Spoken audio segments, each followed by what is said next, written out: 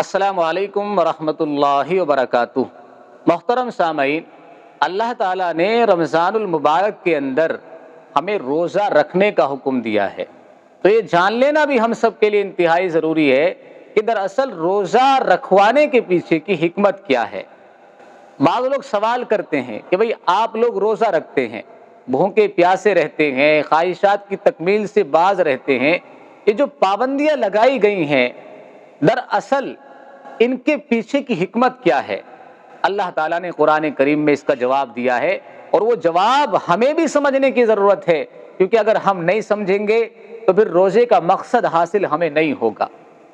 روزہ ہمارے فائدے کے لیے ہے، ہماری اصلاح کے لیے ہے، ہماری تربیت کے لیے ہے، تو ہمیں پتہ ہونا چاہیے کہ دراصل روزہ ہمیں سبق کیا دے رہا ہے، یہ درس کیا دیتا ہے، ہماری زندگی میں کیا تبدیلیاں پیدا کرتا ہے، ہمارے نفس کی کس طرح یہ تربیت کرتا ہے۔ یہ بات ہمیں بھی جان لینی ضروری ہے، اور مخالفین کو بھی جواب دینے کے لیے یہ جان لینا ضروری ہے تاکہ ان کو جواب دیا جا سکے۔ اللہ تعالیٰ نے قرآن کریم میں روزہ فرض فرمایا اور اس کا اعلان فرماتے ہوئے کہا، یہ روزہ تم پر ہی فرض نہیں کیا گیا ہے، تم سے پہلے لوگوں پر بھی فرض کیا گیا تھا، اور اس روزے کے فرض کرنے کا مقصد یہ ہے تاکہ تمہارے اندر تقوی اور پرہیزگاری پیدا ہو جائے۔ تقوی کسے کہتے ہیں؟ تقوی ہے اللہ سے ڈرنے کا نام۔ اللہ سے ڈریں، چاہے تنہائی میں ہو یا ظاہر میں ہو، لوگوں کے سامنے ہو، بند کمروں میں ہو، ہر جگہ یہ احساس ہمارے دل کے اندر ہونا چاہیے کہ اللہ مجھے دیکھ رہا ہے، میری ہر حرکت پر نظر ہے۔ تمام ان چیزوں سے خود کو بچا لیں جن کو اللہ نے کرنے سے منع کیا ہے، ان تمام کاموں کو کریں جن کو اللہ نے کرنے کا حکم دیا ہے۔ اس چیز کا نام ہے تقوی۔ اللہ سے ڈر اور خوف دل کے اندر بیٹھ جائے، جب یہ احساس دل کے اندر بیٹھ جاتا ہے، آدمی تنہائی میں ہو، لوگوں کے سامنے ہو، اس کی کیفیت یکساں ہوتی ہے، وہ ہر جگہ خود کو گناہوں سے بچانے کی کوشش کرتا ہے۔ تو روزے کا مین مقصد جو ہے وہ ہے تقوی اور پرہیزگاری دل کے اندر پیدا کرنا۔ اب سوال یہ پیدا ہوتا ہے کہ بھئی روزے کے ذریعے تقوی کیسے پیدا ہوگا؟ روزہ رکھنے کا حکم دیا، کھانا نہیں، پینا نہیں، اور جائز طریقے پر اپنی بیویوں سے خواہشات کی تکمیل نہیں کرنی۔ ان تینوں چیزوں کے پیچھے تقوی کا کیا تعلق ہے تعلق، بڑا گہرا تعلق ہے۔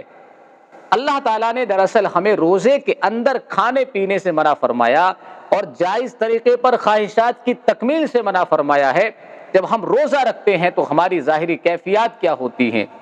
جس کا روزہ ہوتا ہے اس کے ماتھے پر لکھا نہیں ہوتا کہ یہ روزے دار ہے، وہ کھانے سے رکا ہوا ہے، پینے سے رکا ہوا ہے، خواہشات کی تکمیل سے روکے ہوئے ہے، بھوک لگ رہی ہے، پیاس لگ رہی ہے، پانی بھی موجود ہے، کھانا بھی موجود ہے، اور بیوی بھی پاس میں موجود ہے، جائز خواہشات کی تکمیل کے لیے دل میں داعیہ بھی پیدا ہو رہا ہے، نفس تقاضا کر رہا ہے، لیکن کیفیات کیا ہوتی ہیں روزے دار کی؟ وہ کھاتا نہیں، پیتا نہیں، بیوی سے ملاقات نہیں کرتا۔ کیوں نہیں کرتا؟ اس لیے نہیں کرتا کیونکہ اللہ کا حکم نہیں ہے۔ اب وہ چاہے گھر کے اندر تنہائی میں ہو یا ظاہر میں لوگوں کے بیچ میں ہجوم کے اندر ہو، ہر جگہ اس کی کیفیات یکساں ہوتی ہیں۔ کوئی بھی روزے دار بند کمرے کے اندر ہو، وہاں بھی نہیں کھائے گا، فریج موجود ہے، ٹھنڈا پانی ہے، اچھے کھانے موجود ہیں، سب کچھ ہے، کر سکتا ہے، پی سکتا ہے، کھا سکتا ہے، کوئی اس کو نہیں دیکھے گا، کوئی اس کو تانا نہیں دے گا، کسی کو پتہ نہیں چلے گا، لیکن پھر بھی وہ نہیں کھاتا۔ کیوں نہیں کھاتا؟ اندر سے آواز آتی ہے، جواب آتا ہے، اللہ دیکھ رہا ہے، اللہ نے منع کیا ہے، جب اللہ کا حکم آئے گا تب کھاؤں گا، جب اللہ کی طرف سے اجازت ہوگی تب خواہشات کی تکمیل کروں گا۔ تو یہ کیفیات انسان کی ظاہر میں بھی ہوتی ہیں اور باطن میں، جہاں کوئی اس کو نہیں دیکھتا سوائے اللہ کے، وہاں بھی ہوتی۔ تو دراصل اس طرح سے 30 روزوں کے ذریعے انسان کو جو ٹرینڈ کیا جا رہا ہے، تیار کیا جا رہا ہے، اس کی ذہن سازی کی جا رہی ہے، اس کی تربیت کی جا رہی ہے، یہ بتانے کے لیے، یہ سمجھانے کے لیے کہ تیرے نفس کا یہ حال رمضان کے بعد بھی ہونا چاہیے اس طرح روزے کی حالت میں ہوتا ہے۔ تو یہ ایک طرح سے انسان کو تیار کیا جا رہا ہے کہ دیکھو زندگی ایسے گزارو جیسے روزے کی حالت میں گزارتے ہو، کہ تم کھاتے نہیں، پیتے نہیں، خواہشات کی تکمیل نہیں کرتے، جبکہ کوئی تمہیں نہیں دیکھتا سوائے اللہ کے خوف کے، کوئی دوسری چیز تمہارے سامنے مانے نہیں ہوتی، اللہ کے ڈر کی وجہ سے، اللہ کے حکم کی وجہ سے تم عمل کرتے ہو۔ ویسے ہی تمہاری زندگی 12 مہینوں کی ہونی چاہیے، 24 گھنٹوں کی ہونی چاہیے، لمحہ لمحے کی ہونی چاہیے، کہ تم ہر وہ کام کرو جس کو اللہ نے کرنے کا حکم دیا ہے، اور اس کام سے بچ جاؤ جس کو اللہ نے نہ کرنے سے منع فرمایا۔ روزہ جو ہے انسان کو کیا کر رہا ہے؟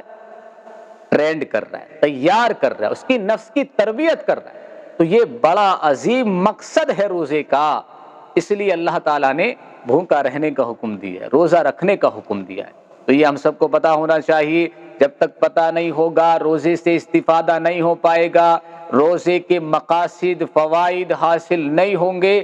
ہمیں پتہ ہونا چاہیے روزہ اللہ نے رکھنے کا حکم کیوں دیا ہے۔